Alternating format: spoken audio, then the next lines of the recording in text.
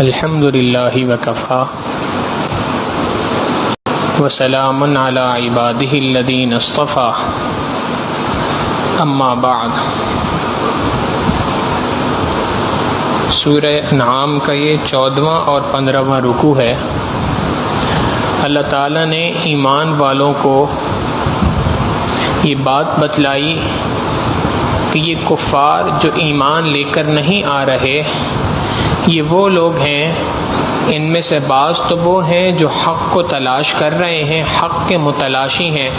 اور حق کو جاننا چاہتے ہیں، مگر ان میں سے ایک جماعت ان افراد کی ہے کہ جن کا کام صرف اور صرف اعتراض کرنا ہے۔ وہ حق کو تلاش کرنے کے لیے نہیں آئے ہوئے، بلکہ وہ حق کا، قرآن کریم کا، اللہ رب العزت کی توحید کا، نبی علیہ الصلوۃ والسلام کی رسالت کا مذاق اڑانے کے لیے دنیا میں آئے ہیں۔ لہٰذا وہ دین کے ہر احکام کی، ہر حکم کے دین کا مذاق اڑانے کی کوششیں کرتے ہیں۔ لہٰذا ایسے افراد کے بارے میں بات بتلا دی کہ یہ آپ سے مطالبہ کر رہے ہیں کہ اگر آپ واقعی اللہ کے نبی ہیں تو صفا پہاڑی کو سونے کا بنا کے دکھا دیں، اگر واقعی آپ اللہ کے نبی ہیں تو ذرا یہ کام کر کے دکھلا دیں، 2 فرشتوں کو نازل کر کے دکھلا دیں۔ تو یہ جو مختلف قسم کے ان کے اعتراضات ہیں یا مختلف قسم کے مطالبات ہیں، آپ ان کی بے سر و سراپا باتوں پر دھیان نہ دیں اور ان کی تمام باتوں کو سیریس نہ لیں، اس لیے کہ جو باتیں یہ کر رہے ہیں یہ بلا سند باتیں ہیں، یہ باتوں کی کوئی حقیقت نہیں ہے۔ حقیقت یہ ہے کہ تمہیں چاہیے کہ تم ایسے افراد سے دور رہو۔ ایمان والوں کو بتلا دیا کہ اپنے آپ کو ان افراد سے دور رکھو، اس لیے کہ وَإِن تُطِعْ أَكْثَرَ مَن فِي الْأَرْضِ يُضِلُّوكَ عَن سَبِيلِ اللَّهِ، اس لیے کہ ان میں سے اکثر وہ ہیں کہ اگر تم ان کے پیچھے پڑ گئے اور ان کی باتوں کو سننے لگ گئے اور اگر تمہارے ایمان میں کچھ کمزوری ہوئی تو یہ تو تمہیں بھی گمراہ کر دیں گے، تو یہ تمہاری گمراہی کا ذکر، تمہاری گمراہی کا سبب بن جائیں گے۔ لہٰذا ان کی باتوں پہ ہرگز کسی قسم کا کان نہ دھرا جائے، بلکہ ان کی باتوں کو اگنور کیا جائے۔ یہ بات اللہ رب العزت نے بیان فرمائی۔ آگے کفار مکہ کے جہاں گزشتہ اعتراضات کا ذکر کیا، جیسے ان کا ایک اعتراض تھا کہ اگر واقعی اللہ کے نبی ہو تو صفا پہاڑی کو سونے کا بنا دو، اگر واقعی اللہ کے نبی ہو تو ہمارے آباء و اجداد کو زندہ کر کے دکھلا دو، اگر واقعی نبی ہو تو مردوں سے ہماری بات کرا دو۔ یہ اعتراضات کے جوابات تو گزشتہ رکوع میں بیان ہو گئے۔ آگے اللہ رب العزت نے ان کے ایک اور اعتراض کا جواب بیان فرمایا۔ ان کا یہ اعتراض تھا جس کو حضرت عبداللہ ابن عباس رضی اللہ تعالیٰ عنہ نے روایت کیا ہے، اور ابو داؤد اور ترمذی شریف کی روایت ہے کہ حضرت عبداللہ ابن عباس رضی اللہ تعالیٰ عنہ فرماتے ہیں کہ کفار میں سے بعض لوگوں نے جب اس مسئلے کو سنا کہ اللہ رب العزت یہ بات فرماتے ہیں کہ مردار کھانا تمہارے لیے حرام ہے، مردہ چیز کو تم کھا نہیں سکتے، ہاں اگر کسی جانور کو تم ذبح کرو اور اس کو ذبح کرتے ہوئے اس پہ اللہ کا نام لو تو اس جانور کو کھانا تمہارے لیے جائز اور حلال ہے۔ اب انہوں نے ایک اعتراض کیا، وہ اعتراض یہ تھا کہ یہ کیسی عجیب سی بات ہے، اگر اللہ کسی کو مار دے، یعنی ایک جانور مردہ ہو جائے تو اس کو اللہ نے مارا، اگر کسی جانور کو اللہ مار دے تو وہ حرام ہے، اور کسی جانور کو خود مار دو تو وہ جانور حلال ہے۔ کوئی لاجک ہی نہیں بنتی اس بات کی۔ یہ تمہاری کیسی بات ہے کہ اگر کوئی جانور خود بخود مر جائے تو اس جانور کو کھانا تمہارے لیے حرام، اور تم خود اس جانور کو مار دو تو تمہارا مارا ہوا جانور حلال ہے، اللہ کا مارا ہوا حرام، تمہارا مارا ہوا حلال۔ تو اس سوال کا اللہ رب العزت نے اس رکوع کے اندر جواب دیا، اور اس جواب کو سمجھنے سے پہلے ایک اصولی بات ذہن میں رکھنی چاہیے کہ دین کی کچھ باتیں اصول ہیں اور کچھ فروع ہیں۔ اصول سے مراد کہ وہ باتیں جن کے اوپر دین کا بنیادی اسٹرکچر کھڑا ہے، یہ دین کے بنیادی پلرز ہیں۔ ان پلرز میں سے، ان اصولوں میں سے توحید ایک پلر ہے، ایک اصول ہے رسالت، اللہ کے رسول صلی اللہ علیہ وسلم کی نبوت کا اعلان، یہ ایک اصولی بات ہے. آخرت کا عقیدہ یہ ایک اصولی بات ہے. قرآن کریم کا اللہ کی کتاب ہونا یہ اصولی بات ہے. یہ تمام کی تمام چیزیں اصولی باتیں ہیں. اصولی باتوں میں شریعت نے یہ بات بتلائی کہ اصولی باتوں کو ماننے کے لیے عقلی دلائل کی ضرورت پڑتی ہے، لاجک کی ضرورت پڑتی ہے، عقل کی ضرورت پڑتی ہے. لہٰذا گزشتہ رکوع میں آپ نے دیکھا کہ کتنی اللہ رب العزت نے عقلی دلائل دی اپنی توحید کے. اللہ ہی کی وہ ذات ہے جس نے تمہارے لیے زندوں سے مردوں کو نکالا، مردوں سے زندوں کو نکالا. اللہ ہی کی ذات ہے جو تمہارے لیے آسمان سے بارشوں کو نازل فرماتی ہے. اللہ ہی کی ذات ہے جس نے زمین سے ایک دانے کو ایک تناور درخت بنایا. ایسی بہت ساری اللہ رب العزت نے اپنی توحید کے دلائل دیے، اپنی رسالت کے دلائل دیے، نبی علیہ الصلوۃ والسلام کی رسالت کے دلائل دیے. آخرت سے متعلق یہ بات فرما دی کہ جس ذات نے کے لیے پہلی بار پیدا کرنا آسان ہے، وہ ذات کے لیے دوبارہ تم لوگوں کو زندہ کرنا اور اٹھانا کیوں مشکل ہوگا بھلا. اس کی ساری تفصیلات کو بیان کیا.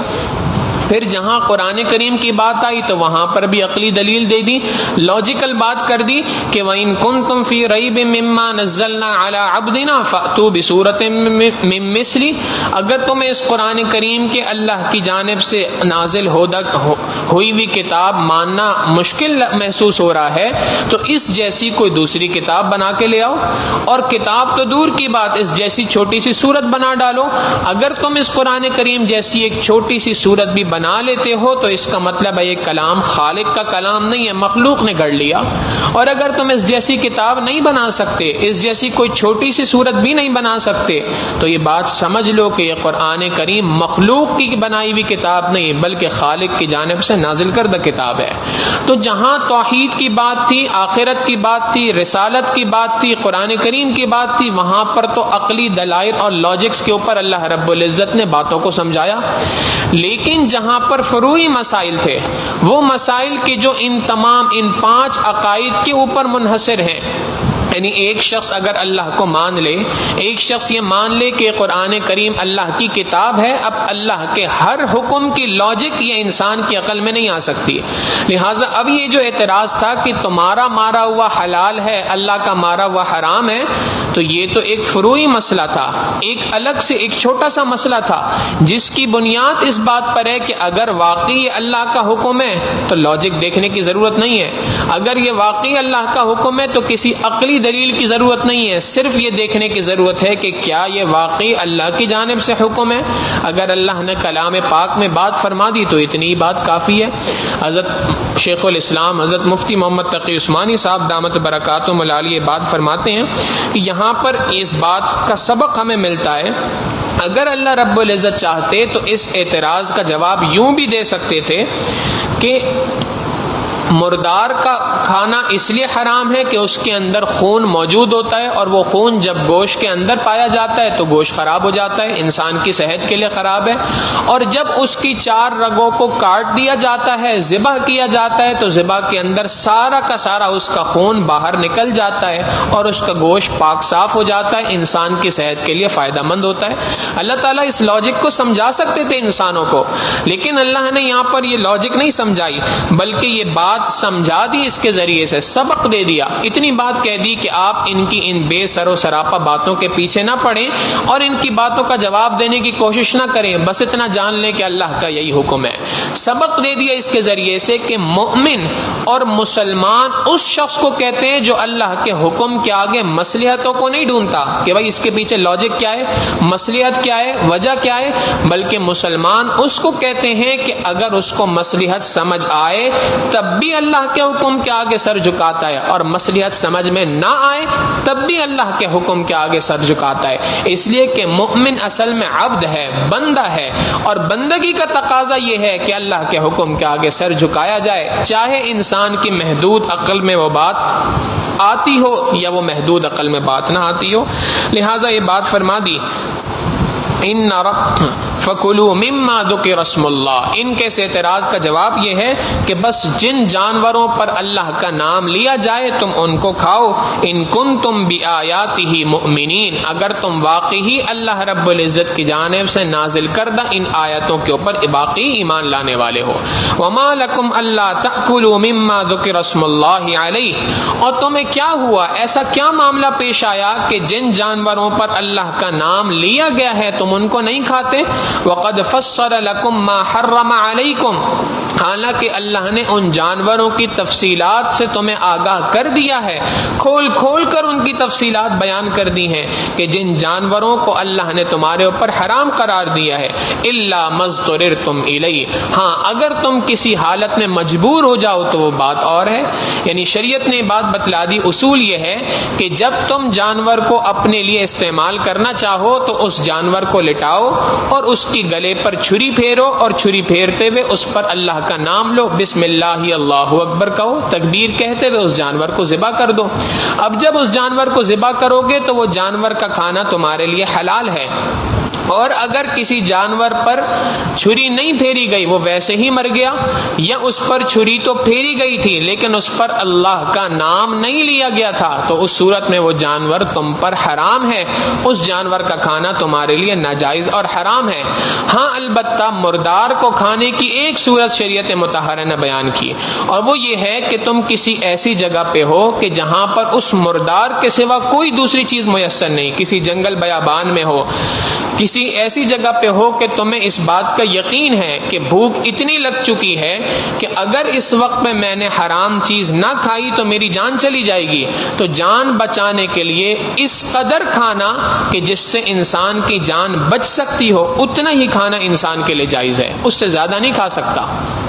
اس کی تفصیلات اللہ رب العزت نے چھٹے پارے میں بھی بیان فرمائی تھی، اور آگے اللہ تعالیٰ نے اس کی تفصیلات اسی سورت کے آخر میں مزید بیان فرمائی ہیں۔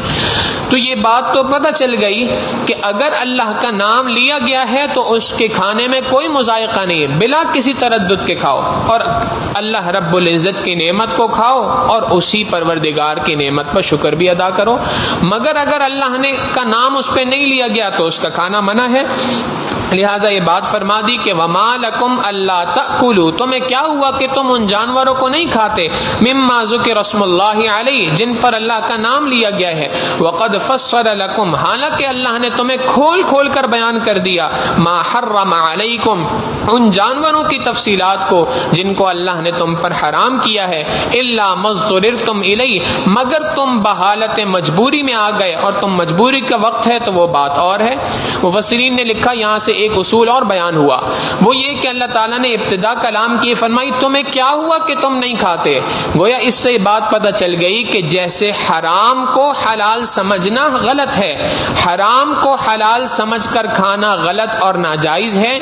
ویسے ہی کسی حلال چیز کو اپنے اوپر حرام کر دینا یہ بھی شریعت مطہرہ نے منع کیا۔ یہی تو وجہ ہے کہ نبی علیہ السلام نے ایک مرتبہ یہ بات فرمائی کہ اچھا آج کے بعد میں شہد نہیں کھاؤں گا، استعمال نہیں کروں گا شہد۔ قرآن کریم کی آیت اتر گئی، یا ایھا النبی لما تحرم ما احل اللہ لک، اے نبی علیہ السلام، اے نبی صلی اللہ علیہ وسلم، جس چیز کو اللہ نے آپ کے لیے حلال کیا آپ اس کو کیوں اپنے اوپر حرام کر رہے ہیں؟ لہٰذا یہ اصول ہے کہ جیسے حرام کردہ چیزوں کو حلال کرنا ناجائز ہے، ایسے ہی حلال کردہ چیزوں کو حرام کرنا بھی ناجائز ہے۔ اب جہاں تک بات ہے ان لوگوں کی جو آپ کو مختلف سوالات کر کے تنگ کر رہے ہیں، تو ان کو جواب دینے کی ضرورت نہیں ہے، بلکہ یہ بات سمجھ لیں کہ وَإِنَّ كَثِيرًا لَيُضِلُّونَ بِأَهْوَائِهِمْ بِغَيْرِ عِلْمٍ، یہ ان میں سے اکثر لوگ جو دوسروں کو گمراہ کرتے ہیں یہ علم کی بنیاد پہ نہیں کرتے، بلکہ یہ اپنی خواہشات نفسانی کی بنیاد پہ کرتے ہیں۔ علم نہیں ہے ان کے پاس کسی بات کا کہ اس علم کی وجہ سے سوالات کر رہے ہیں، بلکہ دوسروں کو جو گمراہ کرنے کی یہ کوششیں کر رہے ہیں ایسے اعتراضات کے ذریعے سے، تو اس کا مقصد صرف اور صرف یہ ہے کہ اپنی نفسانی خواہشات پوری ہوں۔ آج بھی دنیا میں یہی ہے، جو دین اسلام پر مختلف اعتراضات ہو رہے ہیں، مختلف احکامات پر جو اعتراضات ہو رہے ہیں، ان اعتراضات کا مقصد کوئی علم حاصل کرنا نہیں ہے، کوئی صحیح چیز کو جان لینا نہیں ہے، بلکہ ان کا مقصد صرف اور صرف اپنی نفسانی خواہشات کو پورا کرنا ہے۔ اللہ رب العزت اس کا جواب دیتے ہیں، آپ پریشان نہ ہوں، ان ربک هو اعلم، بے شک آپ کا پروردگار اس بات کو خوب جانتا ہے، بالمعتدین، جو لوگ حد سے تجاوز کرنے والے کام کر رہے ہیں، جو حدود سے تجاوز کر رہے ہیں، ان لوگوں کو آپ کا پروردگار خوب اچھی طرح جانتا ہے اور ان قریب ان سے نمٹ لے گا۔ لہٰذا آپ ان کی فکر نہ کریں، بلکہ ایمان والوں کو چاہیے اپنی فکر کے اندر لگے رہیں، اور اپنی فکر کیا ہے؟ وَذَرُوا ظَاهِرَ الْإِثْمِ وَبَاطِنَهُ، کرنے کا کام یہ ہے کہ ظاہری گناہوں کو بھی چھوڑ دو اور باطنی گناہوں کو بھی چھوڑ دو۔ اللہ کی نافرمانی کرنے کو گناہ کہا جاتا ہے، لہٰذا اللہ کی نافرمانی میں جو ظاہری گناہ ہے، جو اللہ کی ظاہراً نافرمانی ہے، انسان اپنے اعضاء سے کرتا ہے، شراب کا پینا ظاہری گناہ، چوری کرنا ظاہری گناہ، کسی کو قتل کر دینا یہ ظاہری گناہ، زنا کا کرنا ظاہری گناہ، بدنظری کا کرنا ظاہری گناہ۔ وہ گناہ جو انسان اپنے اعضاء سے کرتا ہے وہ سارے کے سارے ظاہری گناہ کہلاتے ہیں۔ وہ تمام گناہوں کو چھوڑنے کا بھی حکم دے دیا، اور آگے فرما دیا وباطنا، اور جو باطنی گناہ ہیں جن کا تعلق انسان کے اعضاء کے ساتھ نہیں ہے بلکہ انسان کے دل کے ساتھ ہے، ان گناہوں کو بھی چھوڑ دو۔ دل کے گناہوں میں مثال کے طور پہ تکبر سر فہرست ہے، دل کا گناہ ہے۔ دل کے گناہوں کے اندر بد اخلاقی دل کا گناہ ہے، غیبت کا کرنا دل کا گناہ ہے، کسی کے بارے میں دل میں حسد رکھنا دل کا گناہ ہے، یہ بغض کا رکھنا دل کا گناہ ہے، یہ سارے کے سارے دل کے گناہ ہیں، باطنی بیماریاں ہیں، باطنی گناہ ہیں۔ تو ظاہری گناہوں کو بھی چھوڑنا مقصود ہے اور باطنی گناہوں کو چھوڑنا بھی مقصود ہے۔ شیخ الاسلام حضرت مفتی محمد تقی عثمانی صاحب دامت برکاتہم العالیہ اسی آیت کے ذیل میں ایک اور بات فرماتے ہیں، اور وہ یہ ہے کہ ایک اللہ نے فرمایا ظاہری گناہوں کو چھوڑ دو، اور ایک فرمایا باطنی گناہوں کو چھوڑ دو۔ جو ظاہری گناہ ہیں ان کو چھوڑنا اور ان سے متعلق تفصیلات یہ سب کا سب کام فقہا کا ہے، مفتیان اکرام کا ہے۔ وہ بتاتے ہیں کہ فلاں موقع پہ فلاں چیز حلال ہے، فلاں حرام ہے، فلاں گناہ ہے، فلاں گناہ نہیں ہے۔ تو ظاہری گناہ جتنے بھی ہیں ان کا تعلق فقہا، علماء اور مفتیان اکرام کے ساتھ ہے، اور جو باطنی گناہ ہیں ان کا تعلق مشائخ اعظام کے ساتھ ہے، جس کو آج کی اصطلاح کے اندر تصوف و سلوک کہا جاتا ہے۔ حضرت شیخ الاسلام صاحب دامت برکاتہم العالیہ تفصیل بیان کر کے فرماتے ہیں کہ افسوس اس بات کا ہے کہ آج تصوف، آج اس باطنی گناہ کو سے بچنے کی محنت میں اول تو لوگ لگتے نہیں، اور اگر کچھ لوگ لگ بھی جائیں تو اس کے مقصد کو صحیح نہیں سمجھ پاتے، اور ان کا مقصد یہ ہوتا ہے کہ شاید یہ باطنی گناہ یا باطنی بیماریاں یا روحانی بیماریاں یہ اصل میں نام ہے جادو ٹونے وغیرہ کا، لہٰذا عاملین کو باطنی گناہوں کا ماسٹر آج سمجھ جانے لگا ہے۔ حالانکہ باطنی بیماریوں سے مراد یا روحانی بیماریوں سے مراد یہ نہیں کہ فلاں پہ جادو ہو گیا، فلاں کو بری نظر لگ گئی، فلاں کے اوپر کوئی بندش ہو گئی، یہ باطنی گناہ نہیں ہے، یہ باطنی بیماریاں نہیں ہیں، بلکہ باطنی بیماریاں تو حسد ہے، باطنی بیماری تو بغض ہے، باطنی بیماری تو کسی کی محبت کا دل کے اندر پیوست ایسا ہو جانا ہے کہ اللہ کی محبت سے انسان غافل ہو جائے۔ یہ ساری کی ساری باطنی گناہ ہیں، باطنی بیماریاں ہیں، اور ان باطنی بیماریوں کو دور کرنے کے لیے مشائخ کرام کے پاس جایا جاتا ہے۔ اسی محنت کو احسان کہتے ہیں، اسی محنت کو تصوف و سلوک بھی کہا جاتا ہے۔ لہٰذا اللہ رب العزت کی جانب سے حکم یہ ہے کہ ظاہری گناہوں کو بھی چھوڑنا لازم ہے اور باطنی گناہوں کو بھی چھوڑنا لازم ہے۔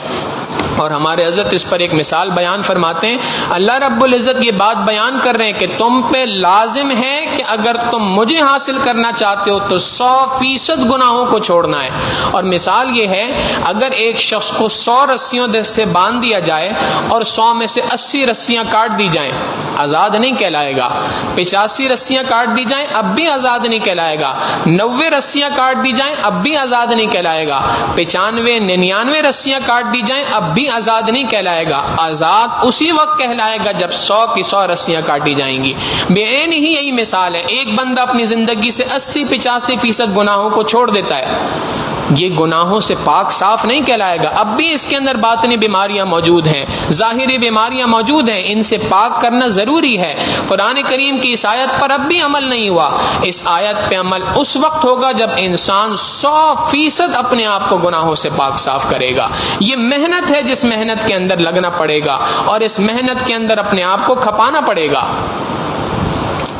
البتہ ایک بات ضرور ہے, ایک ہے انسان کا اپنے آپ کو عادتاً گناہوں سے چھڑانا. یہ لازمی ہے کہ عادتاً کوئی گناہ کر رہا ہے. مثال کے طور پہ ایک شخص بد نظری کا مرتکب ہے, نگاہ کے غلط ڈالنے کا مرتکب ہے, اب اس کی مستقل عادت بنی ہوئی ہے اس بات کی, تو اس سے گناہ سے جان چھڑانا یہ انسان کے ذمہ لازم ہے. اس کو اللہ رب العزت یہاں پہ فرما رہے ہیں کہ چھوڑ دو ان گناہوں کو. لیکن ایک چیز ہے عادتاً گناہ کرنا, اور ایک یہ ہے کہ بشری تقاضے کی بنیاد پر کبھی کسی انسان سے کوئی اللہ کی نافرمانی مرتکب ہو گئی. یہ انسان کے بحیثیت انسان ہونے کے کسی بھی شخص سے ہو سکتا ہے. تو شریعت مطہرہ نے اصول بیان کر دیا کہ جو عادتاً گناہ ہیں لازماً چھوڑنے ہیں. جو گناہ تم سے عادتاً نہیں ہوئے بلکہ بشری تقاضے کی بنیاد پہ کبھی ہو گئے, تو اس کے بارے میں اصول یہ ہے کہ کل بنی آدم خطاؤن وخیر الخطائین التوابون. اصول بیان کر دیا کہ اصول یہ ہے کہ اگر عادتاً کبھی گناہ ہو نہیں,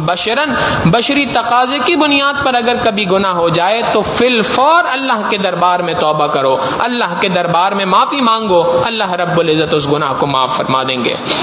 لہٰذا یہ بات فرما دی کہ وَذَرُوا ظَاهِرَ الْإِثْمِ وَبَاطِنَهُ, چھوڑ دو ان گناہوں کو جو تم ظاہری طور پہ کرتے ہو اور ان گناہوں کو بھی جو تم دل سے کرتے ہو. ظاہری باطنی ہر گناہ کو چھوڑ دو. ان الذین یکسبون الاثم, جو لوگ گناہوں کو بے شک کماتے ہیں, سیجزون بما کانوا یقترفون, تو جن کاموں میں مبتلا ہیں, جن گناہوں کا وہ ارتکاب کر رہے ہیں, ان قریب اس کا بدلہ ان کو دیا جائے گا. ولا تأکلوا مما لم یذکر اسم اللہ علیہ وانہ لفسق, اور جن جانوروں پر اللہ کا نام نہیں لیا گیا تم ان کو ہرگز نہ کھاؤ. وَإِنَّهُ لَفِسْقٌ, ایسے جانوروں کو جن پر اللہ کا نام نہیں لیا گیا, ان جانوروں کا کھانا یہ تو بہت بڑا گناہ ہے. شریعت نے اصول بیان کر دیا کہ جن جانوروں پہ اللہ کا نام لیا گیا ان کے کھانے میں کوئی تردد نہیں ہونا چاہیے, اور جن جانوروں پہ اللہ کا نام نہیں لیا جا سکا ان جانوروں کا کھانا جائز نہیں ہے. اب اس کی ایک دو مسئلے اس کے ذیل میں آتے ہیں, تفصیل ہے. ایک مسئلہ تو یہ ہے کہ جب جانور کو لٹا کر اس کے گلے پر چھری پھیری جائے گی تو اس کے گلے پہ چھری پھیرتے ہوئے بسم اللہ اللہ اکبر, اللہ کا نام لیا جائے گا. یہ اللہ کا نام کم از کم اتنی بلند آواز سے ہونا چاہیے کہ انسان کے اپنے کان اس کو سن رہے ہوں. اگر انسان کے اپنے کان بھی اس کو نہیں سن رہے تو ایسے اللہ کے نام کے لینے کا کوئی قابل قبول نہیں, ایسا جانور اب بھی حلال نہیں ہوا. لہٰذا اللہ کا نام لینا ہے اور اتنی کم از کم بلند آواز سے لینا ہے کہ انسان کے اپنے کانوں میں اس کی آواز آئے. ایک مسئلہ تو یہ ہے. دوسرا مسئلہ یہ ہے کہ شریعت نے یہ بات بیان کی کہ اگر کسی جانور پر اللہ کا نام لیا جائے ذبح کرتے وقت تو اس جانور کا کھانا جائز ہے, اس کو کھایا جا سکتا ہے. دوسری صورت کہ اگر اللہ کا نام جان بوجھ کر نہیں لیا گیا تو ایسے جانور کا کھانا ناجائز اور حرام ہے, اس میں اور مردار جانور میں کوئی فرق نہیں. تیسری صورت یہ بیان کی کہ اگر ایک شخص کی نیت تھی کہ میں نے چھری پھیرتے ہوئے اللہ کا نام لینا ہے, لیکن چھری پھیرتے ہوئے اس کے ذہن سے بات نکل گئی اور وہ اللہ کا نام لینا بھول گیا, جان بوجھ کر اللہ کا نام لینے سے گریز نہیں کیا, بھول گیا اللہ کا نام لینا اس وقت پہ, تو امام اعظم ابو حنیفہ رحمہ اللہ کا فتویٰ اس بارے میں یہی ہے کہ ایسا جانور حلال ہے اور اس کو کھایا جا سکتا ہے. تیسری ایک بات وہ یہ ہے کہ جب جانور کو ذبح کیا جائے گا تو ذبح کرتے ہوئے بعض اوقات یہ ہوتا ہے کہ ایک سے زائد لوگ چھری پھیر رہے ہوتے ہیں. مثال کے طور پہ بقرعید کا موقع ہوتا ہے, قصائی بھی چھری پھیر رہا ہوتا ہے اور ساتھ میں جو جانور کا مالک ہے اس کی بھی خواہش ہوتی ہے, کوشش ہوتی ہے کہ میں بھی جانور پر چھری پھیروں. تو شریعت مطہرہ نے مسئلہ بیان کیا کہ اگر ایک سے زائد افراد مل کر جانور پہ چھری چلا رہے ہیں تو دو افراد ہیں یا 3 افراد ہیں, جتنے افراد مل کر چھری چلا رہے ہیں ان سب کے منہ سے تکبیر کا نکلنا ضروری ہے, اللہ کا نام لینا ضروری ہے. اگر ایک نے اللہ کا نام لیا اور ایک نے اللہ کا نام نہیں لیا اب بھی جانور حلال نہیں ہے. لہٰذا ان باتوں کا اہتمام کرنا چاہیے. قرآن کریم بیان کرتا ہے وَلَا تَأْكُلُوا مِمَّا لَمْ يُذْكَرِ اسْمُ اللَّهِ عَلَيْهِ, اور نہ کھاؤ ان جانوروں کو جن پر اللہ کا نام نہیں لیا گیا، وَإِنَّهُ لَفِسْقٌ، یہ ان جانوروں کا کھانا جن پر اللہ کا نام نہیں لیا گیا یہ تو بڑا گناہ ہے، وَإِنَّ الشَّيَاطِينَ لَيُوحُونَ إِلَىٰ أَوْلِيَائِهِمْ لِيُجَادِلُوكُمْ، یہ جو تم سے اعتراضات کر رہے ہیں، تم پر مختلف سوالات کر رہے ہیں، یہ اصل میں سوالات اس لیے ہو رہے ہیں کہ بے شک شیاطین تو سرکشی کرتے ہیں، شیاطین تو دوسروں کے کانوں کے اندر باتیں ڈالتے ہیں اور ان پر الہام ڈالتے ہیں، ان کو یہ سرگوشیاں کرتے ہیں ان کے کانوں میں۔ وَإِنَّ الشَّيَاطِينَ لَيُوحُونَ إِلَىٰ أَوْلِيَائِهِمْ، بے شک شیاطین تو اپنے دوستوں کے کانوں میں سرگوشیاں کرتے ہیں، لِيُجَادِلُوكُمْ، تاکہ یہ شیاطین کے جو دوست تمہارے ساتھ موجود ہیں یہ تم سے آ کے جھگڑا کریں اور تم سے ایسے اعتراضات کریں۔ وَإِنْ أَطَعْتُمُوهُمْ، تم نے ان کے باتوں پر کان نہیں دھرنے، وَإِنْ أَطَعْتُمُوهُمْ، اگر تم نے ان کی باتیں سننا شروع کر دی اور ان کی پیروی کرنا شروع کر دی، انکم لمشرکون، تم بھی شرک کرنے والوں میں ہو جاؤ گے۔ اس لیے کہ جب انسان اللہ کی نافرمانی کرتا ہے تو حقیقتاً وہ شیطان کی پیروی کر رہا ہے۔ اب ایک طرف اللہ کو بھی مان رہا ہے، ایک طرف شیطان کو بھی مان رہا ہے، تو اس سے بڑا اور کیا شرک ہو سکتا ہے دنیا میں؟ لہٰذا اللہ کی نافرمانی کرنا یہ بھی ایک طرح کا شرک ہے۔ لہٰذا قرآن کریم یہ بات کہہ رہا ہے کہ تم اللہ ہی کی فرما برداری کرو اور اللہ ہی کی اطاعت کرو، اگر تم ان کی اطاعت کے اندر لگ گئے تو اس صورت میں تم بھی شرک کے اندر مبتلا ہو جاؤ گے۔ یہاں پر یہ بات بتلا دی کہ اگر تم حلال اور حرام کی تمیز نہیں کرو گے تو تمہارا یہ فعل مشرکانہ فعل ہے، لہٰذا اس سے اپنے آپ کو بچاؤ۔ لہٰذا ہمیں بحیثیت مسلمان یہاں سے یہ سبق ملتا ہے کہ حلال اور حرام کے معاملے میں بہت زیادہ احتیاط کی ضرورت ہے، ہم اس سے بہت زیادہ کوتاہ ہیں، ہم اس معاملے میں بہت زیادہ غفلت برتتے ہیں۔ مارکیٹ میں، بازاروں میں ملنے والی چیزوں پر ہم اس بات کی تحقیق نہیں کرتے کہ یہ حلال ہے کہ حرام ہے، یہ حلال طریقے سے ہم تک پہنچی ہے یا حرام طریقے سے پہنچی ہے، حالانکہ یہ ہر بندے کی شرعی ذمہ داری ہے۔ اور یہ بات معاف کیجیے گا کہتے ہوئے شرم بھی آتی ہے، اور یہ بات یقیناً ہے کہ ہم اس ملک پاکستان میں رہتے ہوئے اس سے اتنے زیادہ غافل ہیں، اور اسی کے مقابلے میں ہمارے وہ بھائی، ہمارے وہ ساتھی کہ جو دوسرے ممالک میں، غیر مسلم ممالک میں رہتے ہیں، وہ اس معاملے میں ہم سے زیادہ محتاط ہیں، ہم سے زیادہ ان کی معلومات اس سلسلے میں، ہم سے زیادہ احتیاط وہ کرتے ہیں، باوجود یہ کہ ایک ایسے ملک میں رہ رہے ہیں جہاں پر حلال کا حاصل کرنا یا حلال کے اوپر تحقیق کرنا بڑا مشکل کام ہوتا ہے، مگر اس کے باوجود وہ اس معاملے میں بہت زیادہ محتاط رہتے ہیں عمومی طور پہ، جبکہ ہم اسلامی ملک کے اندر رہنے کے باوجود، دین کے اتنے قریب ہونے کے باوجود حلال اور حرام کے بارے میں کسی قسم کی کوئی تمیز نہیں کرتے، ہم اس بارے میں معلومات ہی نہیں کرتے۔ چھوٹی سی مثال ہے، مختلف قسم کی چیزیں جو پروڈکٹس بنتی ہیں ان کے اوپر انگریڈینٹس لکھے ہوئے ہوتے ہیں کہ یہ چیز کن کن چیزوں سے بنی ہے۔ کبھی ہم نے اس بات پہ غور کیا کہ ہم پیچھے پلٹ کے دیکھیں بھی صحیح اس پہ کیا کیا چیزیں، مختلف چیزوں پہ، اشیاء پہ ای نمبر لکھے ہوتے ہیں، یہ E29 ہے، یہ E22 ہے۔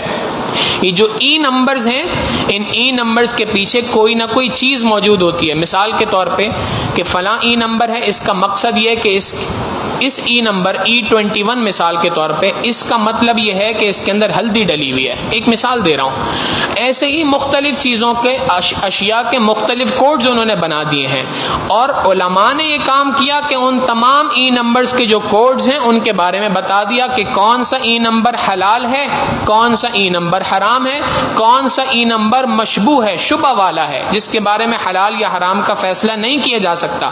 اب اگر ہمیں اس کی پوری لسٹ بھی دنیا میں موجود ہو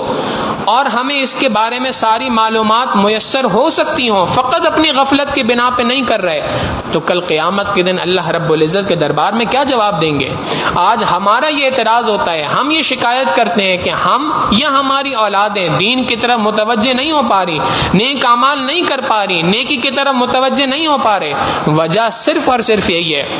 قرآن کریم کہتا ہے کلوا من الطیبات واعملوا صالحا، پاکیزہ مال کھاؤ اور نیک اعمال کرو۔ مفسرین نے لکھا ان کے درمیان کنیکشن ہے، جو شخص اپنے پیٹ میں پاکیزہ مال داخل کرے گا، حرام سے اپنے پیٹ کو بچائے گا، اسی کو نیک اعمال کی توفیق مل سکتی ہے، ورنہ نیک اعمال کی توفیق انسان سے سلب کر لی جاتی ہے۔ حضرت سعد ابن وقاص رضی اللہ تعالیٰ عنہ نے نبی علیہ الصلوۃ والسلام سے پوچھا، اے اللہ کے محبوب صلی اللہ علیہ وسلم، میں چاہتا ہوں کہ اللہ تعالیٰ میری ہر دعا کو قبول فرمائے، کوئی عمل بتلا دیجئے۔ ہم جیسا آدمی سمجھے گا شاید نبی علیہ السلام نے کہا ہو تہجد کا اہتمام کیا کرو، شاید کہا ہو اتنی تسبیحات پڑھا کرو، اتنے نوافل پڑھا کرو، نبی علیہ الصلوۃ والسلام نے فرمایا ایک ہی فارمولا اے ساتھ، اپنے پیٹ کو حلال مال کے لیے پاک کر لو اور اللہ رب العزت تمہاری مانگی گئی ہر دعا کو قبول فرمائیں گے۔ لہٰذا یہ اصول ہے شریعت مطہرہ کا، اپنی عبادات کو قبول کرانا ہے، اپنی دعاؤں کو قبول کرانا ہے تو اپنے پیٹ میں حلال اور حرام مال کے آنے کے اعتبار سے بڑی محتاط رہنے کی ضرورت ہے کہ میرے پیٹ میں صرف اور صرف حلال کا لقمہ جائے، حرام کا لقمہ نہ جائے۔ قرآن کریم یہ بات بیان کر کے آگے بات کہتا ہے اور یہ بات سمجھائی کہ دیکھو یہ جو اعتراضات کر رہے ہیں، ان اعتراضات کرنے والوں کے اعتراض کے اوپر زیادہ توجہ کرنے کی ضرورت نہیں ہے، بلکہ خود یہ بات سوچو، اومن کان میتن فاحییناہ، آیا وہ شخص کہ جو مردہ تھا ہم نے اس کو زندہ کر دیا، یعنی ایک شخص کافر تھا، کافر کی مثال تھی مردہ کی سی، ایک شخص مردہ تھا یعنی کافر تھا، فاحییناہ ہم نے اسے زندہ کیا یعنی اسلام کی نعمت عطا فرمائی، وجعلنا لہو نورا اور اس کے بعد ہم نے اسے ایک روشنی عطا فرما دی، ایمان کا نور عطا فرما دیا، یمشی بہ فی الناس، جس روشنی کے ساتھ وہ لوگوں کے درمیان، ایمان کی روشنی، ایمان کے نور کے ساتھ وہ لوگوں کے درمیان چلتا پھرتا ہے، اور جب لوگوں کے درمیان چلتا پھرتا ہے تو مختلف قسم کے اعتراضات، مختلف قسم کی شیطانی وساوس، مختلف قسم کے گناہ، ان سب کے سب اندھیروں کے اندر وہ روشنی اس کے کام آتی ہے اور اس روشنی کے ذریعے سے وہ ہدایت کے راستے پہ رہتا ہے۔ کیا ایسا شخص اس شخص کے برابر ہو سکتا ہے؟ کما مثلہ، اس شخص کے برابر ہو سکتا ہے فی الظلمات، جو اندھیروں کے اندر پڑا ہوا ہو، لیس بخارج منہا، اور اس سے نکلنے کا کوئی راستہ نہ ہو، نکلنے والا نہ ہو اس سے، یعنی ایک کافر جو اسلام کو قبول کرنے کے لیے تیار ہی نہیں، اس کی مثال بیان کی ایسے کہ وہ شخص کہ جو ہمیشہ اندھیروں کے اندر پڑا ہے۔ کیا یہ دونوں افراد برابر ہو سکتے ہیں؟ یقیناً نہیں ہو سکتے۔ قرآن کریم نے یہاں پہ بیان کیا کہ کافر کی مثال مردہ کی سی ہے اور مومن کی مثال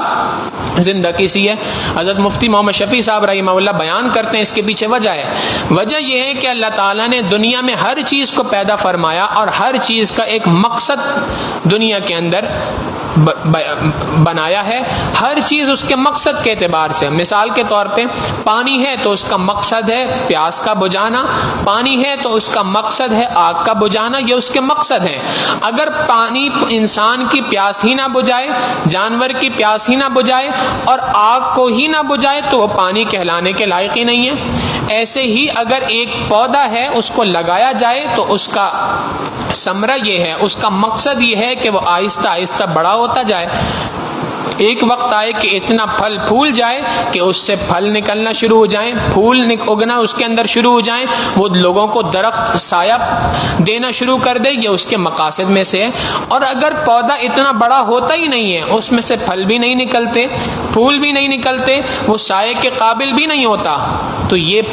درخت کہلانے کے لائق ہرگز نہیں، بلکہ ہر شخص یہ کہے گا کہ پودا مر چکا ہے۔ ایسی ہی مثال ہے کہ مومن کو جو دنیا میں بھیجا گیا ہے تو مومن کے دنیا میں آنے کا مقصد اللہ رب العزت کی عبادت ہے، اللہ رب العزت کی اطاعت ہے، اللہ رب العزت کی فرما برداری ہے۔ اگر اس کے اندر لگا ہے تو وہ حقیقی معنوں میں انسان ہے، حقیقی معنوں میں مومن ہے، اور اگر وہ ان کاموں میں نہیں لگا تو جس مقصد کے لیے اس کو دنیا میں بھیجا گیا تھا وہ مقصد تو وہ پورا نہیں کر رہا۔ ایسے شخص کو انسان تو نہیں کہا جا سکتا، زندہ تو نہیں کہا جا سکتا، تو پھر اس کی مثال تو مردہ کی سی ہے۔ اس لیے کہ دنیا میں انسان کے آنے کا مقصد اچھا کھانا نہیں ہے، اچھا پینا نہیں ہے، اچھا لباس نہیں ہے، اچھی زندگی گزارنا نہیں ہے، اس لیے کہ اس معاملے میں بہت سارے جانور تو انسان سے خوراک کھا لیتے ہیں، انسان سے اچھی اپنی ہوس پورا کر لیتے ہیں۔ تو اگر مقصد انسان کا صرف یہی ہوتا کہ خواہشات نفسانی کو پورا کرنا ہے، اچھا کھانا، اچھا سونا، اچھا پہننا، تو یہ کام تو جانور انسانوں سے زیادہ اچھے طریقے سے کر سکتے ہیں۔ اگر انسان انہی کاموں کے اندر پڑا ہے اور اللہ کی عبادت کو بھول چکا ہے تو ایسے کی مثال مردہ کی سی ہے۔ لہٰذا یہ بات بیان فرما دی اور اس بات کو بیان کر کے بات سمجھا دی کہ انسان کا مقصد اللہ رب العزت کی عبادت ہے۔ اگر وہ اللہ کی عبادت کے اندر لگا ہے تو حقیقتاً وہ مومن ہے، حقیقتاً وہ انسان ہے اور حقیقی معنوں میں وہ زندہ ہے، اور اگر اس کام کے اندر نہیں لگا تو اس کی مثال تو مردہ کی سی ہے۔ مولانا روم رحمہ اللہ نے فرمایا، زندگی از بحر اطاعت و بندگی است، زندگی از بہر اطاعت و بندگی اس، بے عبادت زندگی شرمندگی اس، کہ اصل چیز تو اللہ رب العزت کی عبادت ہے. اگر انسان تو اللہ کی عبادت کے اندر نہیں لگا تو تیری زندگی تو شرمندگی ہے. جیسا کہ ایک اور شاعر نے کہا، زندگی آمد برائے بندگی، زندگی بے بندگی شرمندگی. زندگی کا مقصد دنیا کے اندر یہ ہے کہ انسان بندگی والی زندگی اختیار کرے، اور اگر بندگی والی زندگی اختیار نہ کر سکے پھر تو ساری کی ساری زندگی شرمندگی ہی شرمندگی ہے. آدمیت لحم و شہم پوست نیس، آدمیت جز رضائے دوست نیس. اصل آدمی اس کو نہیں کہتے کہ جو گوشت چربی اور کھال کا مجموعہ ہو، بلکہ آدمی تو اس کو کہتے ہیں جو پروردگار عالم کی دوستی کے ساتھ زندگی گزارے.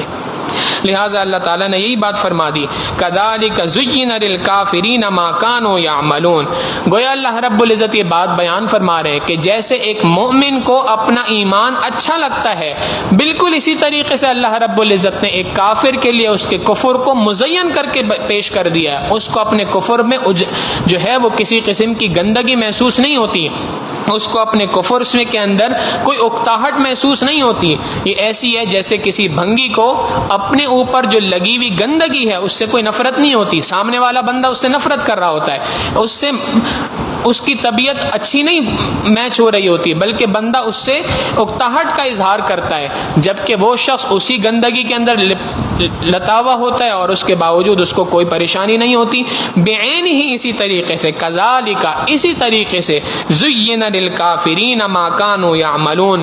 کافروں کے لیے ان کے اعمال کو اللہ نے خوشنما کر کے مزین کر کے پیش کر دیا. وَكَذَلِكَ جَعَلْنَا فِي كُلِّ قَرْيَةٍ أَكَابِرَ مُجْرِمِيهَا لِيَمْكُرُوا فِيهَا. نبی علیہ الصلوۃ والسلام کو یہ بات بتلائی کہ اے میرے محبوب صلی اللہ علیہ وسلم، اگر یہ آپ کے خلاف سازشیں کر رہے ہیں تو ان کی سازشوں پہ پریشان نہ ہو، اس لیے کہ یہ کوئی نئے لوگ نہیں ہیں سازشیں کرنے والے. ہر امت اور ہر قوم میں جو ان کے سردار تھے وہ اسی طریقے سے اس قوم کے اندر سازشیں کیا کرتے تھے. وَكَذَلِكَ جعلنا فی کل قریۃ اکابر مجرمیہا، اسی طریقے سے ہم نے ہر بستی کے اندر ان کے مجرموں کے سرغنوں کو یہ موقع فراہم کیا، لیمکروا فیہا، کہ وہ اس بستی کے اندر سازشیں کریں. وما یمکرون الا بانفسہم وما یشعرون. حقیقت یہ ہے کہ ان کی سازشوں کا نقصان خود انہی کو ہوتا ہے. وہ کسی کے خلاف سازشیں نہیں کر رہے، اپنے ہی خلاف سازشیں کر رہے ہیں. فرق یہ ہے کہ وما یشعرون، ان کو یہ بات نہیں پتا. لہذا ان سازشوں کا ایک پہلو یہ ہے، وَإِذَا جَاءَتْهُمْ آیَةٌ، جب ان کے پاس اللہ کی جانب سے کوئی آیت آتی ہے، قالوا، تو یہ کہنے لگتے ہیں، یہ مکہ والے بات کہتے ہیں، لن نؤمن، ہم ہرگز اس آیت پر اور قرآن کریم پر ایمان نہیں لے کے آئیں گے، حتی نؤتی مثل ما اوتی رسول اللہ، جب تک کہ ہمارے اوپر وہ تمام چیزیں نہ آ جائیں جو اللہ کے رسول صلی اللہ علیہ وسلم پہ آئیں. یعنی جیسی وحی ان پر آ رہی ہے ہم پر بھی ایسی وحی آئے، جیسے فرشتہ ان کے اوپر آ کے وحی دے کے جاتا ہے ایسی فرشتہ ہمارے اوپر بھی وحی دے کے جائے، جیسے معجزات اللہ نے ان کو عطا کیے ویسی معجزات ہمیں بھی ملے. جب یہ سب کا سب ہمیں ملے گا تب ہم ایمان لے کے آئیں گے، اس کے علاوہ ایمان نہیں لے کے آ سکتے. اللہ رب العزت فرماتے ہیں، اللہ اعلم حیث یجعل رسالتہ، اللہ رب العزت خوب جانتا ہے اس بات کو، بہتر جانتا ہے اس بات کو کہ حیث یجعل رسالتہ،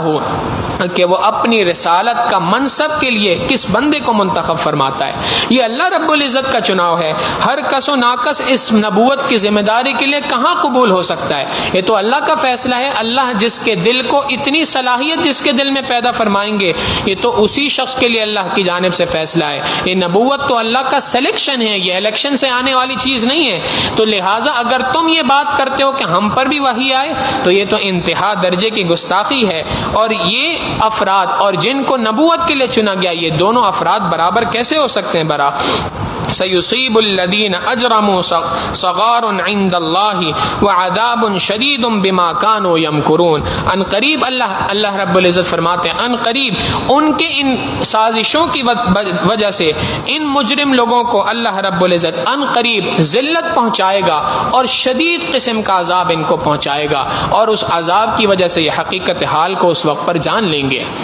لہٰذا جب اللہ نے یہ دونوں باتیں بیان کر دیں، اب ذرا بندہ سوچے، فَمَن يُرِدِ اللہ ان یہدیہ یشرح صدرہ للاسلام، جس شخص پہ اللہ ارادہ کر دے کہ اس کو ہدایت عطا فرمائے تو اللہ رب العزت اس کے سینے کو اسلام کی نعمت کے لیے کھول دیا کرتا ہے۔ اللہ رب العزت اگر کسی شخص کو ہدایت دینے کا ارادہ فرما دے تو اللہ اس کے سینے کو اسلام کے لیے کھول دیا کرتا ہے۔ یہ بات پہلے بھی گزر چکی کہ اللہ کس کو ہدایت دیتا ہے، قرآن کریم نے بیان کیا وَيَهْدِي إِلَيْهِ مَن يُنِيبُ، جو اللہ رب العزت کی جانب رجوع کرتا ہے، اللہ سے مانگتا ہے، اللہ سے گڑ گڑاتا ہے، اللہ اس کو ہدایت کی نعمت عطا فرماتے ہیں، اور وہ ہدایت کی نعمت ایسے ملتی ہے کہ یشرح صدرہ للاسلام،